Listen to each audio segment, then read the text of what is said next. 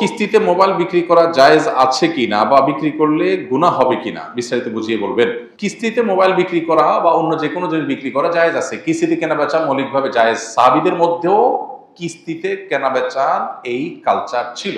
নবীজি সাল্লাল্লাহু আলাইহি সাল্লাম এই ব্যাপারে কোনো নিষেধাজ্ঞা আরোপ করেন নাই, বরং তার সম্মতি পাওয়া যায়, সেখান থেকে বোঝা যায় যে কিস্তিতে কেনাবেচা করা জায়েজ আছে। এখন কিস্তিতে কেনাবেচা করলে যেটা হয় সাধারণত নরমাল কিস্তিতে, যদি আমাদের বড় বড় বিভিন্ন আপনার কোম্পানিগুলো তাদের ফ্রিজ বা বিভিন্ন আইটেম বিক্রি করার ক্ষেত্রে কিস্তিতে বিশেষ পলিসি অবলম্বন করে, যেগুলোর কারণে সেটা নাজায়েজ হয়। এমনিতে জেনারেল কিস্তিতে ধরুন আপনি একটা জিনিস, একটা মোবাইল কিনলেন, ওইটার দাম ধরেন 10,000 টাকা, কিস্তিতে কিনলেন, আপনার কাছ থেকে 12,000 টাকা দাম রাখলো, 12টা কিস্তি করে দিল, এটা জায়েজ আছে, এটা নাজায়েজ না। কিন্তু এটা কোনো প্রক্রিয়া আপনার নাজায়েজ হয়, সেটা আপনাকে ভালো করে জেনে নিতে হবে যে আপনি যখন কিস্তিতে কোনো বিশেষ লেনদেন করবেন, বিশেষ করে যখন সেখানে এই সহজ লেনদেনের বাইরে আরো কোনো শর্ত আরোপ হবে, তখন আপনাকে ভাবতে হবে যে সেটা শরিয়া আপনাকে অনুমোদন করে কিনা।